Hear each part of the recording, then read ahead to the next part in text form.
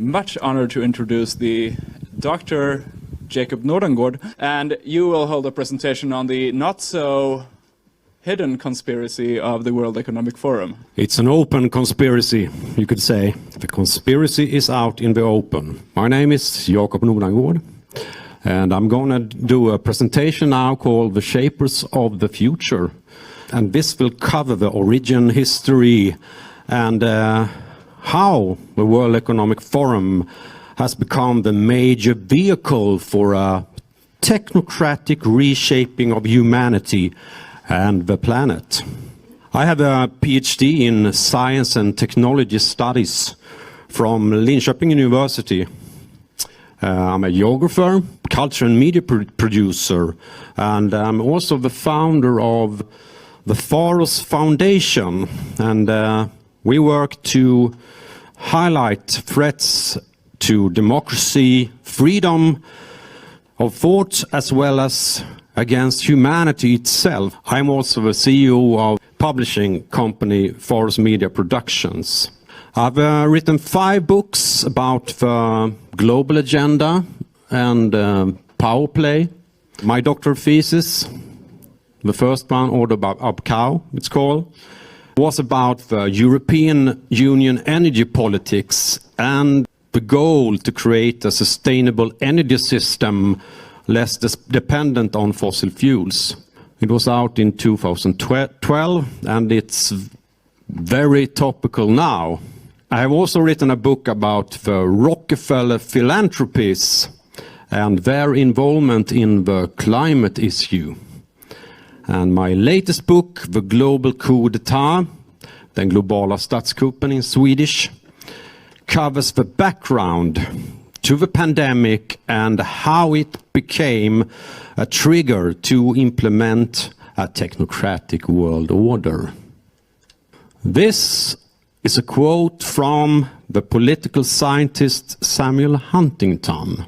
The Davos class have little need for national loyalty, view national boundaries as obstacles that are thankfully vanishing, and see national governments as residues from the past whose only useful function is to facilitate the elite's global operations.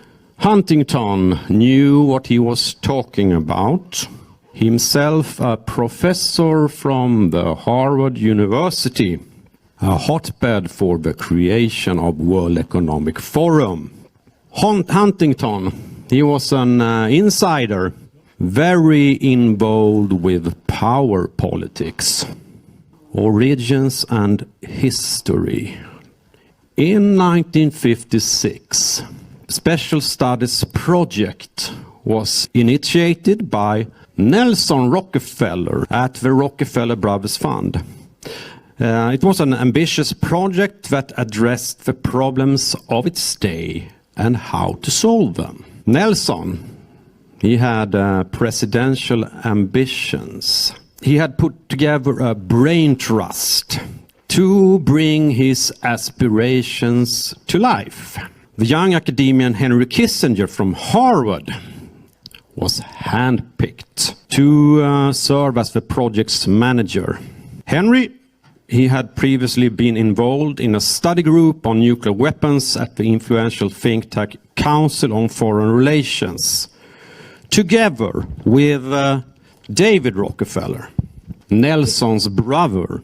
David, he was a banker at the Chase Manhattan Bank and a director at the Council since 1949. The Council on Foreign Relations was dominated by the Rockefellers at this time and promoted their business-oriented form of internationalism. Henry Kissinger, he became a loyal partner to these Rockefeller interests and has served them ever since. The stated objective with this Special Studies Project was to shape a new world order in all its dimensions: spiritual, economic, political, social. The challenge was, quote, to build a new structure which will make possible the fulfillment of the basic purposes of humanity. To achieve their goal, they identified science and technology as the key to further their internationalist cause. No other area required more cooperation than science. And they identified global health and climate change. This is as early as in the 50s. Especially interesting as these problems span across the borders of the globe. The panel that came up with this proposal was chaired by Milton Katz from Harvard Law School, with David Rockefeller as a member. No, the Rockefellers and climate change, the oil men and climate change is an interesting combination. The Rockefellers, they had already been instrumental in establishing the United Nations, as illustrated by this picture from their website of the Rockefeller Capital Management. You can see all these achievements that are more Rockefeller organizations, but in the middle we have United Nations that they view as their own little club or organization. Henry Kissinger, and he was also the director of Harvard's International Seminar and started the Center for International Relations in 1958. This seminar had the purpose to establish better understanding among a select group of people who will be in top leadership roles in their countries in the years ahead. The seminar was funded by the Ford and Rockefeller Foundation and, as later revealed, the CIA. David Rockefeller himself, he was on the board of the overseers of Harvard and the president between 1966 and 1968. One leader of the future that came under Kissinger's influence was Klaus Schwab, a young economist from Ravensburg in Germany that had come to USA to gain a Master of Public Administration at Harvard. He was the right man for a new mission: to further the internationalist agenda and shape a global business institution. This is a clip with Klaus talking to his mentor 50 years later. Dr. Kissinger, our satellite time is running out. What wonderful opportunity to conclude our week here with such concrete proposals and ideas of how we can really create, I would say, a new world order. And I feel we should be very grateful to you, Henry, for taking the time at a very important day in the United States to be, at least digitally, with us. And on behalf of all those sitting here in the room, I would like to thank you very much. I would like to thank you personally also for the 50-year-long mentorship and all the advice you have given me. Thank you, and we appreciate it very much. Please join me.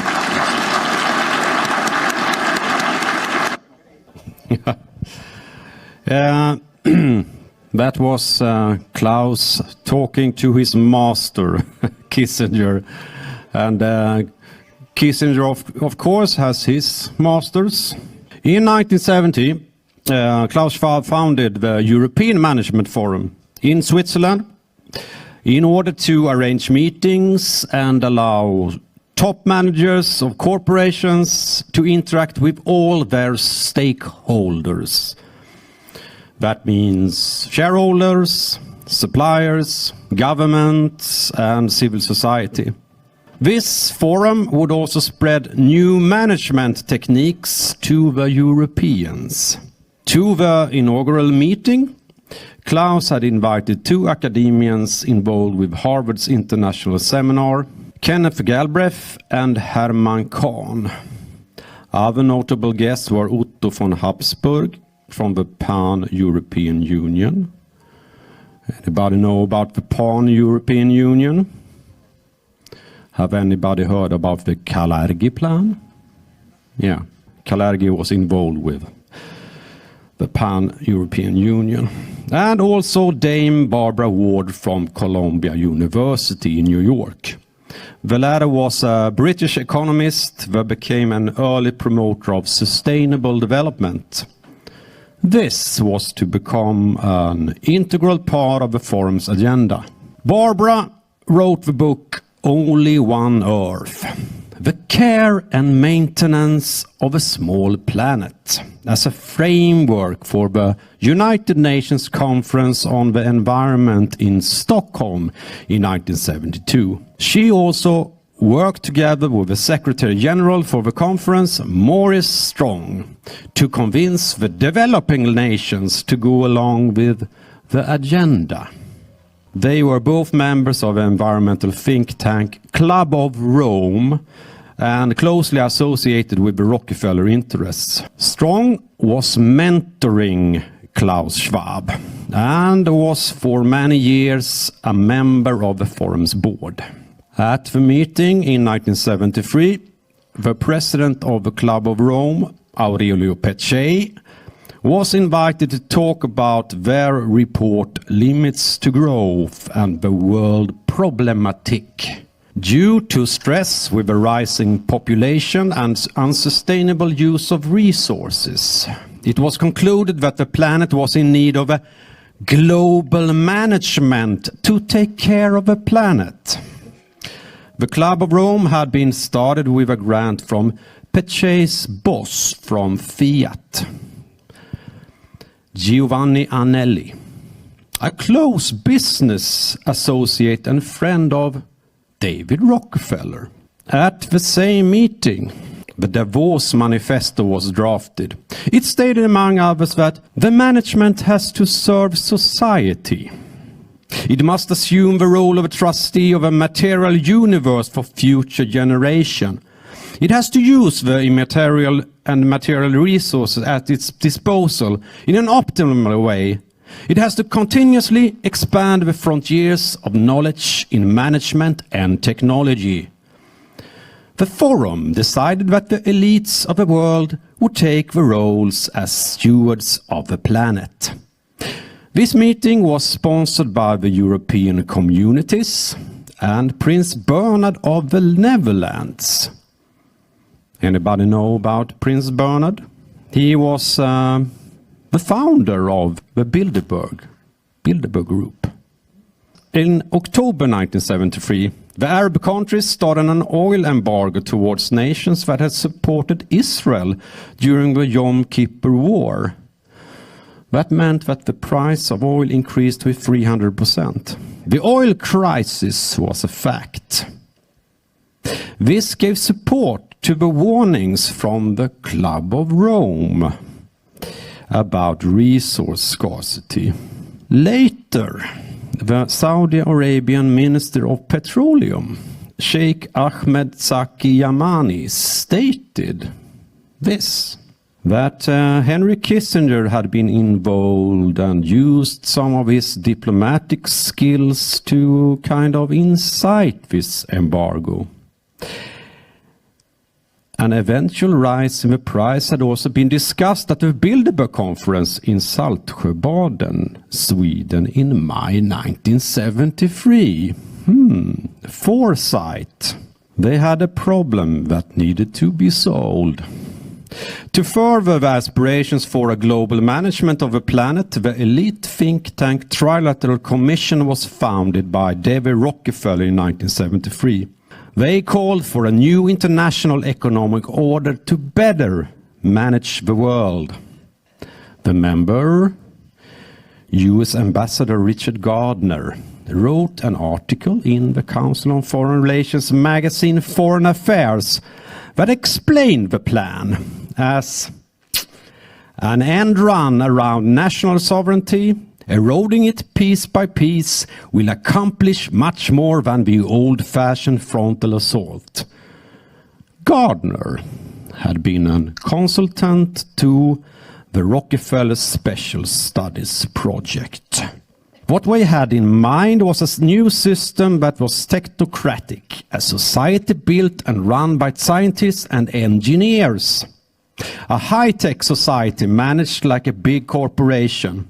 Technocracy Incorporated, that had started as a project at the Rockefeller Associated Columbia University in the 1930s, had developed these ideas. As Parag Khanna, a World Economic Forum disciple, recently stated, "If you want a better world for your children, don't hold your breath for global democratic deliberation. The worse climate scenarios get, the more decision makers will be forced into radical top-down measures overseen by technocrats, not activists." And here we see Anthony Fauci, of course. In 1975, World Future Society arranged the conference Crisis and Opportunity, the next 25 years. The vice president, but he was at the time, Nelson Rockefeller, gave an opening address. They discussed the possibilities of creating a new technocratic world civilization and how to achieve this. The futurist, Warren Wager, had his prescription. There is no better time to implement radical changes than after a worldwide catastrophe.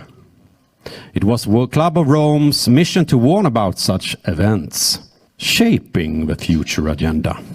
In 1987, the forum changed its name to the World Economic Forum. The new agenda that was come after the Cold War was discussed. Here we see Maurice Strong with science writer Joël de Rosnay. Strong, that had served as head of the United Nations Environmental Program, talked about sustainable development and global warming. Or the warm war, you could say. Whereas Rosnay, special advisor to Prime Minister of Mauritius, is known for the concept symbiont, a planetary superorganism or brain comprising of humans, nations, machines, ecosystems and networks. A cybernetic organism that the World Economic Forum wanted to bring to life. Strong was part of the United Nations Brundtland Commission together with Norwegian Prime Minister Gro Harlem Brundtland. Both were members of the Trilateral Commission. Their report, Our Common Future, defined the concept of sustainable development. The inclusion of climate change in the report was initiated and funded by the Rockefeller Brothers Fund. I cover this in my book about the Rockefellers. The report was a part of a summit in Rio de Janeiro that was headed by Strong. The conference decided to implement the agenda for the 21st century, Agenda 21, and start the United Nations Climate Convention. The motto for the conference was "In our hands." Whose hands? I think you know the answer. This is some of the guys and girls. After this big environmental meeting, they wanted to start and develop a new ethical framework for the planet. The Earth Charter Commission was born. Queen Beatrix of Netherlands, that is the daughter of Prince Bernhard, and her Prime Minister Ruud Lubbers asked Maurice Strong and the former leader of the Soviet Union, Mikhail Gorbachev, to chair the commission. The West and East was bonded together. Nelson Rockefeller's son Stephen became the project's coordinator.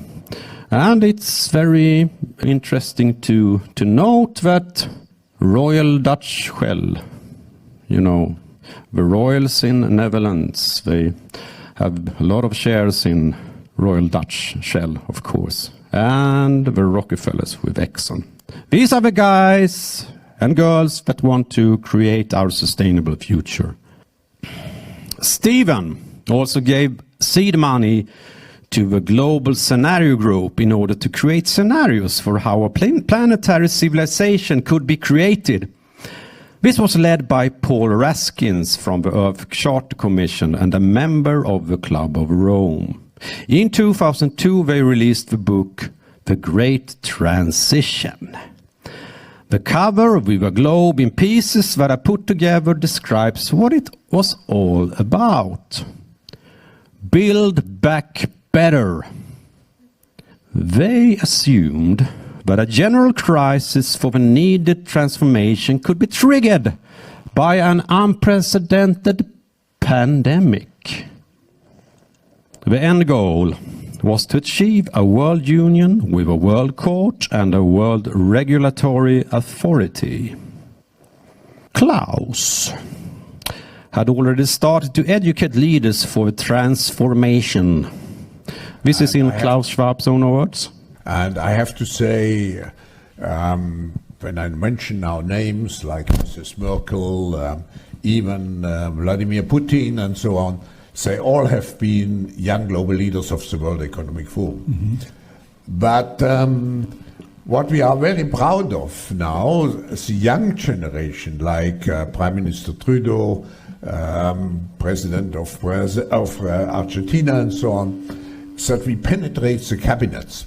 So yesterday I was at a reception for Prime Minister Trudeau, and I know that half of this cabinet, or even more half of this cabinet, are for our actually young global leaders of the World Economic Forum.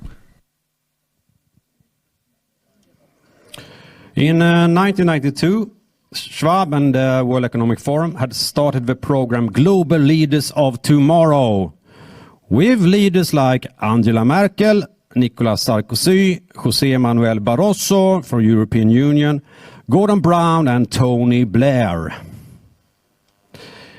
In 2004, this program was morphed into a more ambitious 5-year program called Young Global Leaders. More than 4,000 leaders have been involved with these programs. Here are some examples. Sanna Marin from Finland, Emmanuel Macron, France, New Zealand's Prime Minister Jacinda Ardern, Leonardo DiCaprio, Alicia Garza from Black Lives Matters, and Sebastian Kurz, Chancellor of Austria. My foundation, Forest Foundation, has in cooperation with the Malone Institute compiled a list of all these leaders and all their occupations, what they are doing and what they are doing now. And it can be downloaded from the Malone Institute's webpage. They are everywhere, we can tell. And here, of course, the dynamic duo, Bill Gates and Justin Trudeau. Happy, smiling. They all talked with one voice.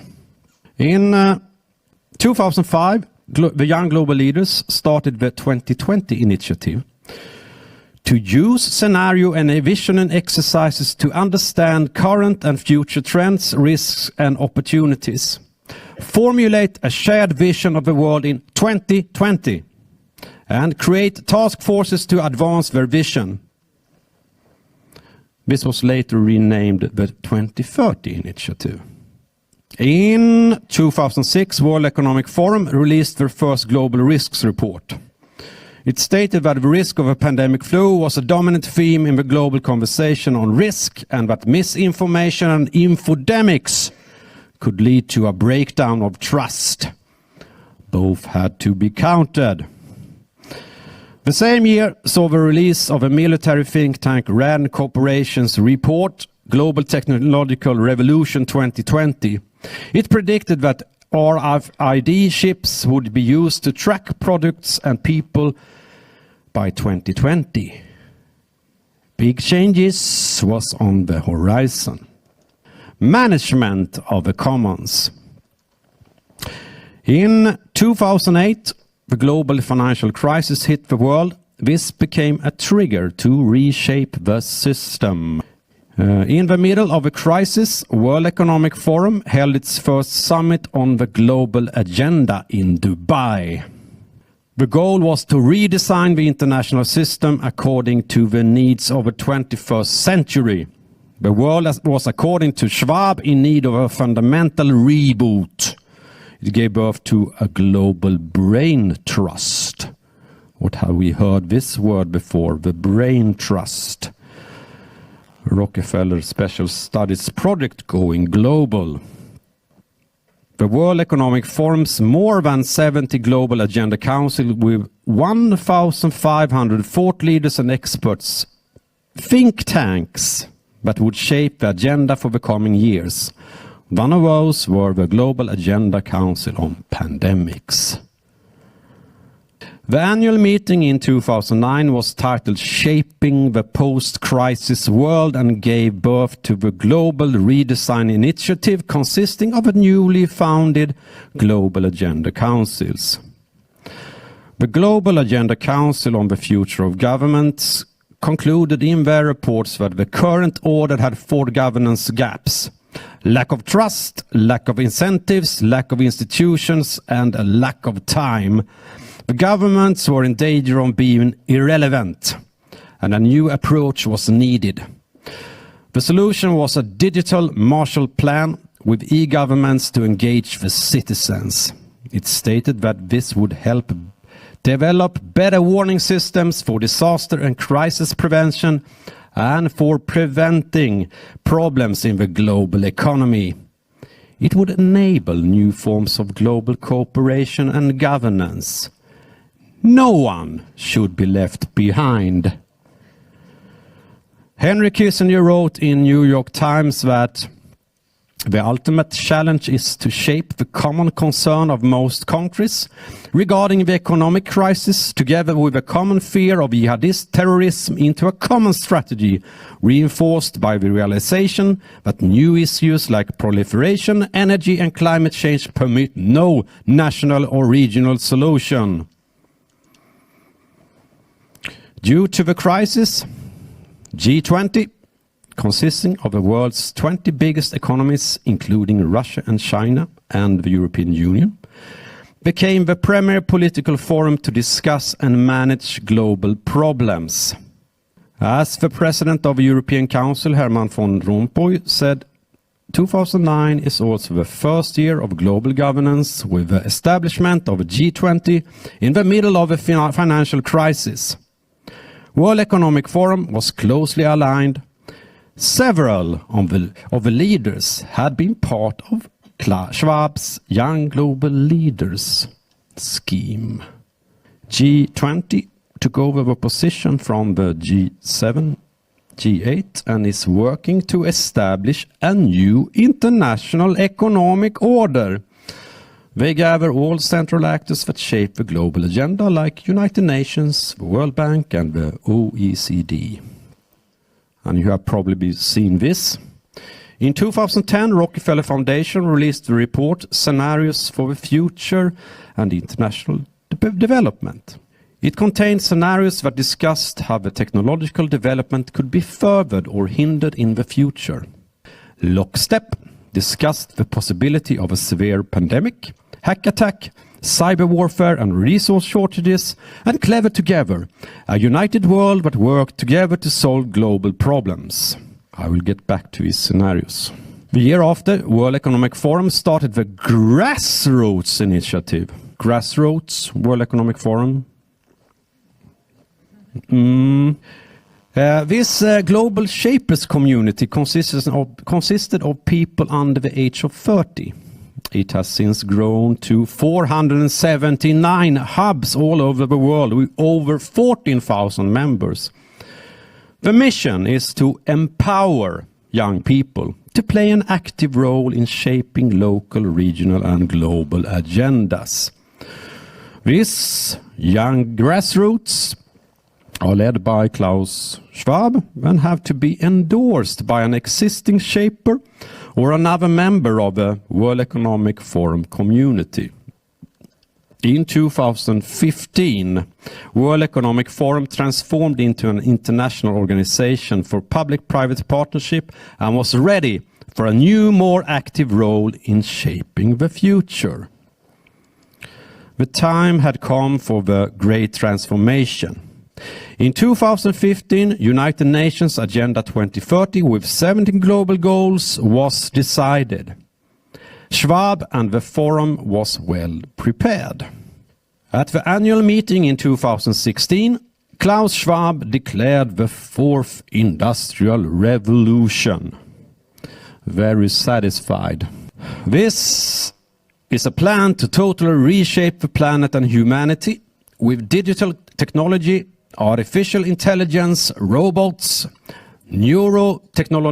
technological brain enhancements, and surveillance from space. What a plan! I hear no applause. I wonder why. Klaus seems very confident in this. The forum was well prepared with its many working groups and communities, all intended to shape the future they wanted. The forum's shapers consist of the leading companies of the world. They engage in the forum's platforms. This is some of them that has paid the most to be on board and shape the global agenda. You can see some interesting companies and also foundations like Bill Gates and Wellcome Trust and Big Tech, of course, very involved. And Centers for the Fourth Industrial Revolution has since this started all over the globe. This is from the web page of the Russian Federation. Their centers started as late as October last year. World Economic Forum's Board of Trustees consists of the most powerful interests of the world, especially the world of banking. Bank of England, Bank of America, European Central Bank, IMF, World Bank Group, Bank of China, Bank of International Settlements, and as late as 2019, the Russian Sberbank.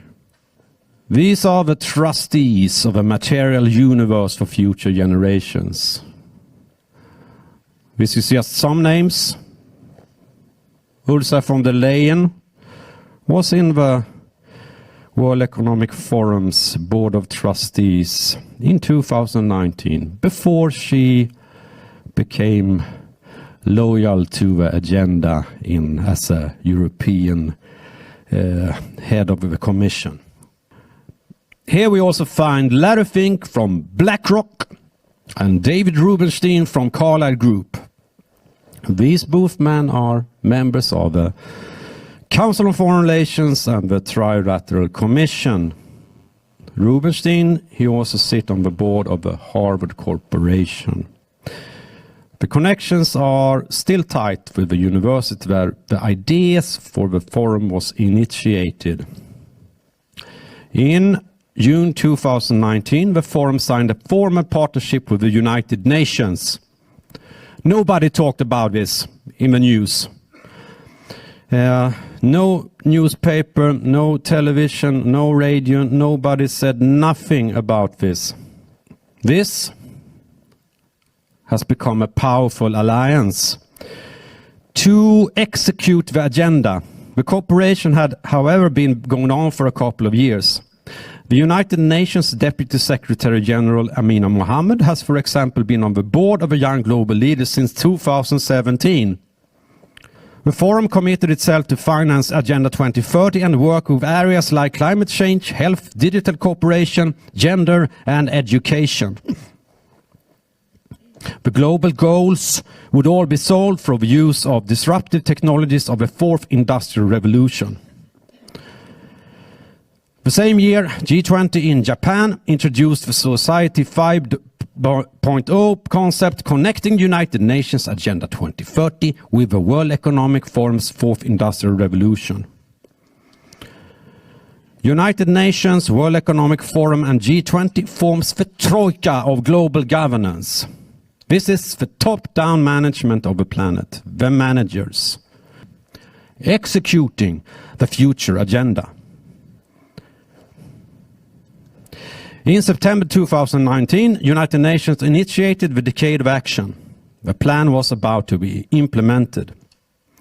Climate activist Greta Thunberg arrived to New York with the sailing boat Malizia to give a speech at the Climate Action Summit. Malizia. Do you know what it means? Why do you choose that boat with a name Malizia?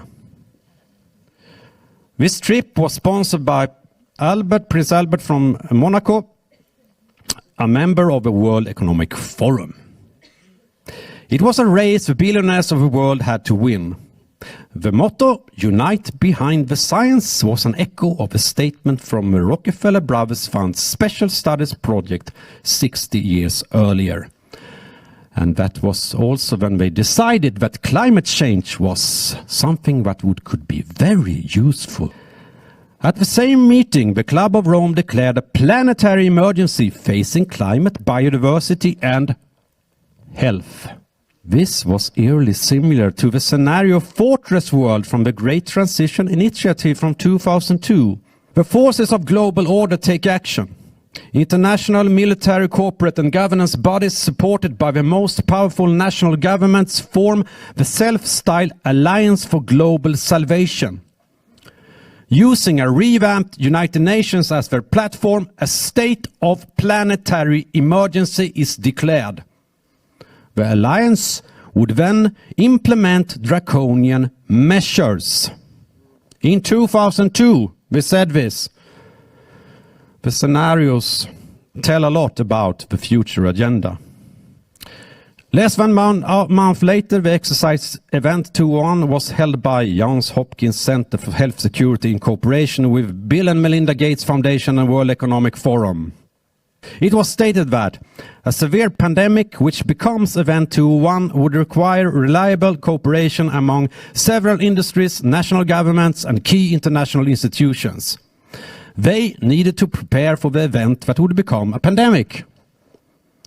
It was prophetic words. On March 11, 2020, Tedros Adhanom Ghebreyesus from the WHO declared a global health emergency. It started a chain reaction that closely resembled Rockefeller Foundation's lockstep scenario from 2010, a world with tightened down government control with citizens willingly surrender their freedoms. 3 months later, Klaus Schwab declared that the world was in need of a great reset. Now is the historical moment, the time, not only to fight severe virus, but to shape the system.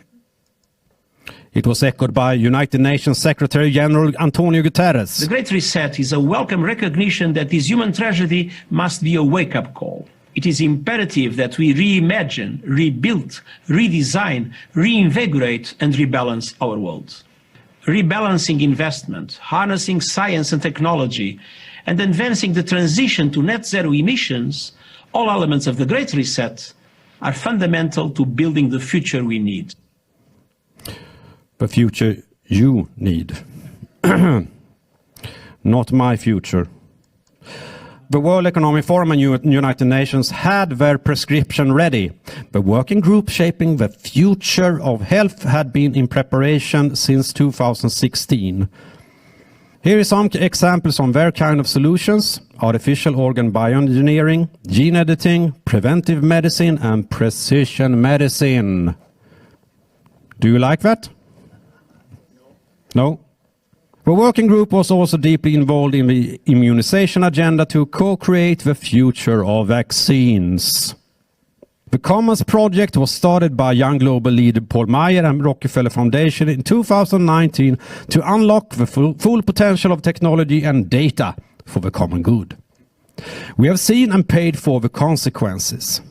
And now WHO plan to build an even more efficient system to manage future pandemics and tackle misinformation. It is planned for implementation in 2024. The new global health architecture is one of the main goals for G20 this year. The others are digital transformation and a sustainable energy transition. As the Club of Rome wrote in 2020, if we don't change the system, more planetary crises and future shocks are coming that will eventually exceed the capacities of governments. This next planetary crisis arrived in late February with the war in Ukraine. Now the new energy crisis has arrived. and a food crisis looming. This resembles the hack attack scenario from a Rockefeller Foundation playbook that describes proxy wars, global food and resource shortages, as well as cyber attacks.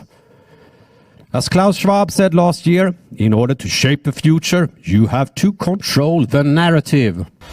2020 is a year that has really changed the world. It is thanks to technology that we are able to join the cyber polygon entirely remotely.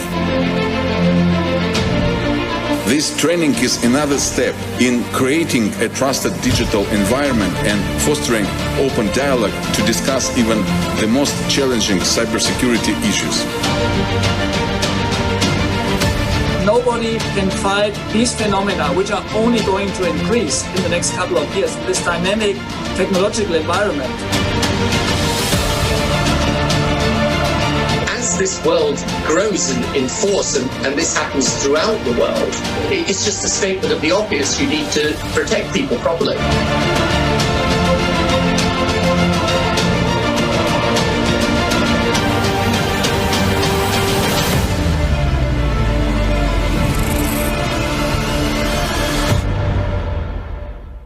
It is a very close cooperation between the enemies. This is Klaus Schwab. Dear Hermann Graf, Your Excellency, Prime Minister Mikhail Mishustin, dear participants, it's such a privilege to address you all at a time when we so much rely on digital infrastructure and, of course, its underpinning cybersecurity.